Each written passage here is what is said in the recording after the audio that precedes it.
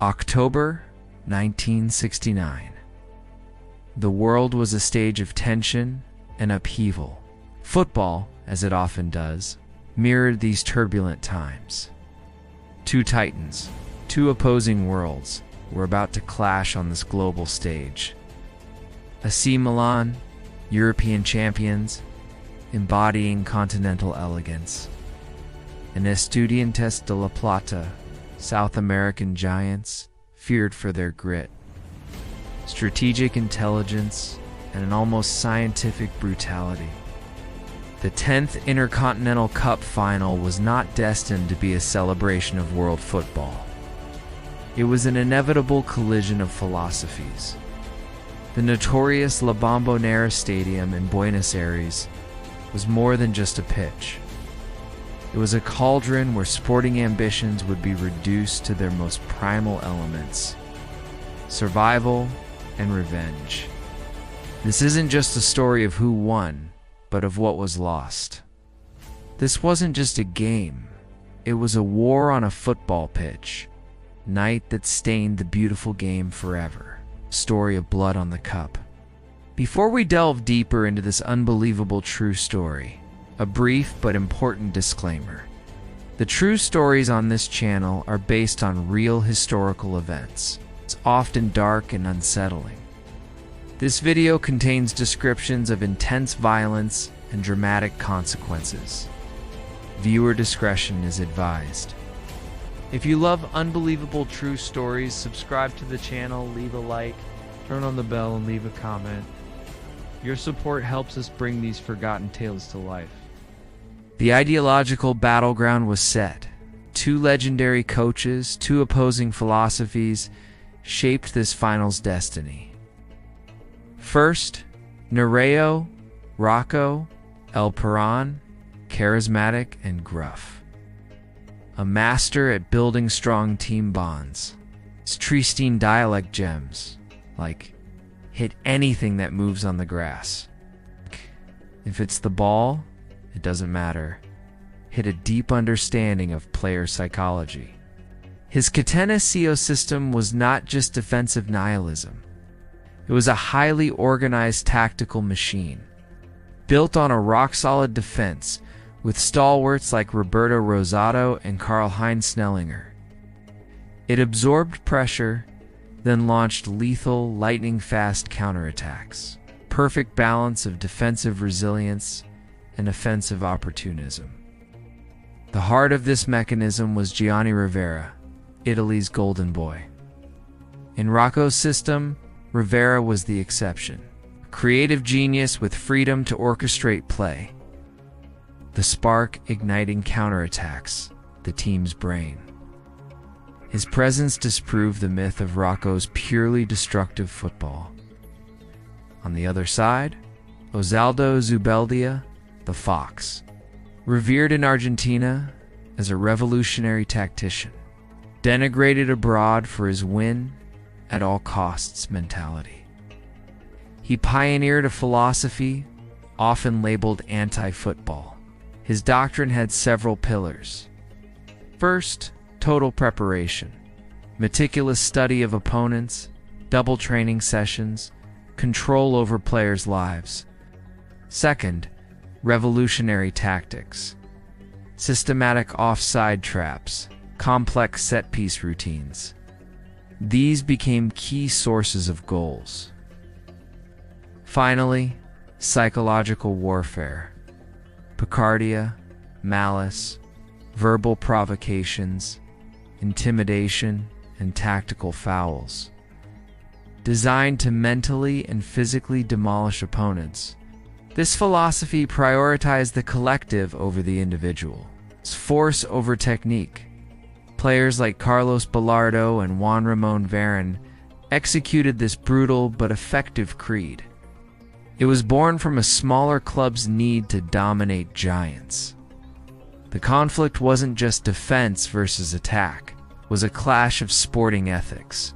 Milan operated within the rules, using defense to highlight Rivera's genius. Estudiantes actively subverted the game. Rules were obstacles. Violence was a tactical tool. Their only moral imperative was victory. This philosophical rift fueled the drama to come. October 8, 1969, the first act of the final unfolded at San Siro. Over 60,000 spectators watched.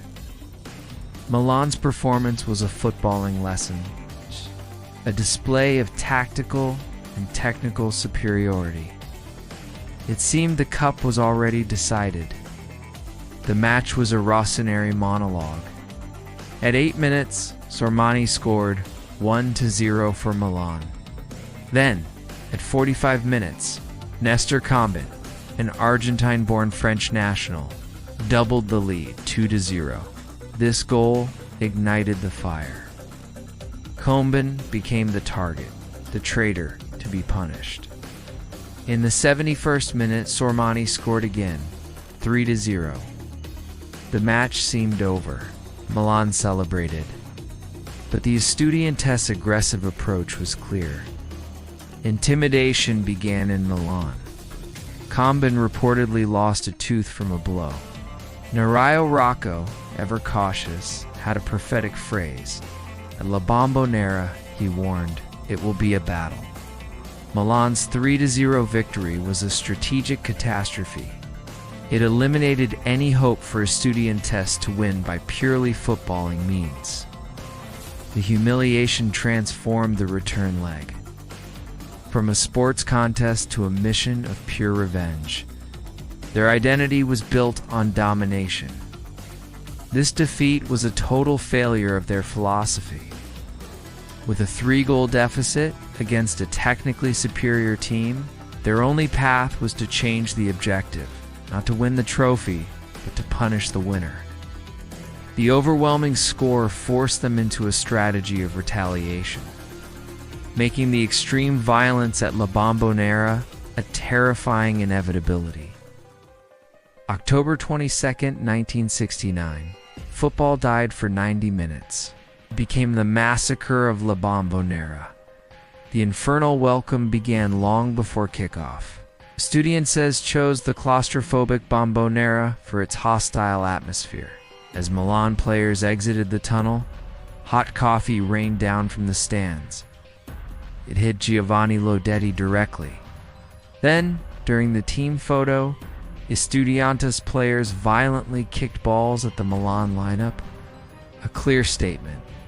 Violence was premeditated.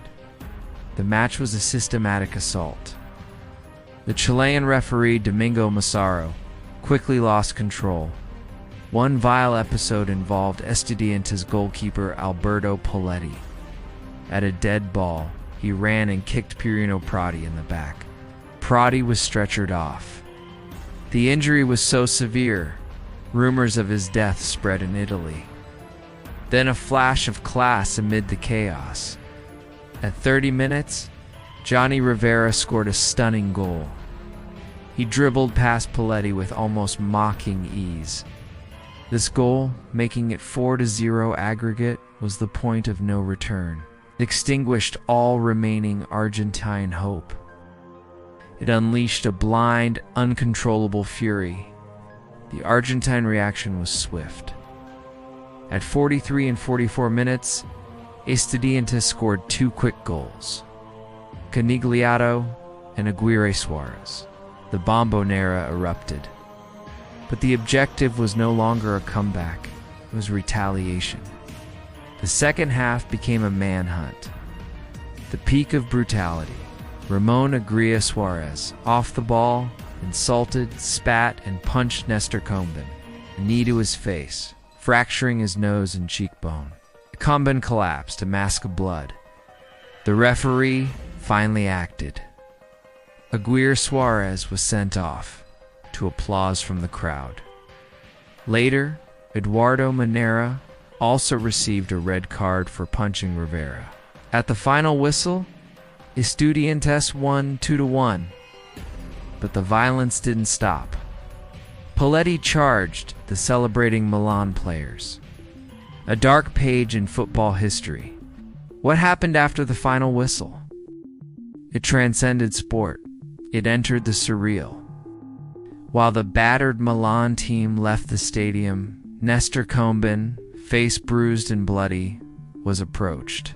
Plainclothes agents forced him into an unmarked car. He was taken away. This was no longer a sports matter. It was a state abduction. The pretext for arrest was an old, legally baseless charge of desertion. Combin had served in the French military. He was exempt from Argentine obligations. This was due to a bilateral agreement. But this legal reality was ignored. In the fervor of the moment, faced with this outrage, Milan showed heroic solidarity. Led by Nereo Rocco, they issued an ultimatum. If Combin doesn't return on the plane, we're not going home. They refused to leave Buenos Aires. A tense diplomatic standoff ensued. It lasted 12 hours. The scandal reached the highest government levels. Argentine President Juan Carlos Engaña was embarrassed. World news spoke of a deplorable spectacle. He intervened personally. He ordered Combin's release. The ordeal ended. Combin was reunited with his teammates at the airport. Finally, free, he boarded the plane. To return to Italy with the cup, Giovanni Lodetti recalled a collective umbrella gesture as the plane took off, a final act of defiance. After a nightmare night, the aftermath of the Battle of La Bombonera was immediate and far-reaching. It left an indelible legacy on world football. The match provoked a gigantic global scandal. Even the Argentine press condemned Estudiantes' behavior. President Engaña's public denunciation was rare. He called it a deplorable spectacle, violating the most elementary norms of sports ethics. The sanctions that followed were unprecedented. The Argentine government, by presidential order, arrested 3 Estudiantes players: goalkeeper Alberto Paletti, defender Ramon Aguirre Suarez, and fullback Eduardo Manera. All 3 were sentenced to 30 days in prison. Sporting disqualifications were equally severe. The Argentine Federation was heavy-handed. Paletti was banned for life, later revoked. Aguirre Suarez was banned from international competitions for 5 years. Manera received a long suspension. This was a clear message. Such behavior would not be tolerated. This match marked the beginning of the end for the Intercontinental Cup.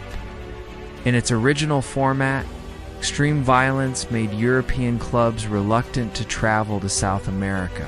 The 1970s saw numerous boycotts. Teams like Ajax and Bayern Munich refused to participate.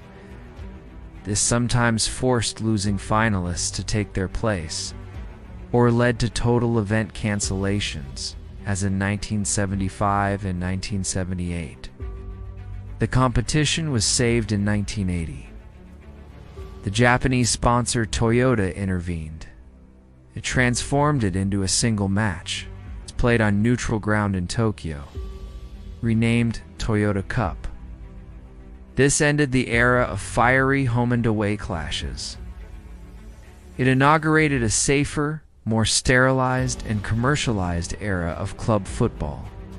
The Massacre of La Bombonera remains a scar in football history, a warning of where a win at all costs philosophy can lead. It was the ultimate, most terrifying expression of Zubeldia's anti-football. The pursuit of victory ended up destroying the very essence of the sport, the image that remains. Milan players returning home battered and in shock. Not just champions, but survivors. Holding a cup stained with blood, forever marked by the war they fought. The 1969 final was more than a football story. It was the day a competition died. From its ashes, a new, more cautious world for global football was born. If you love unbelievable true stories, subscribe to the channel, leave a like, turn on the bell, and leave a comment. Your support helps us bring these forgotten tales to life.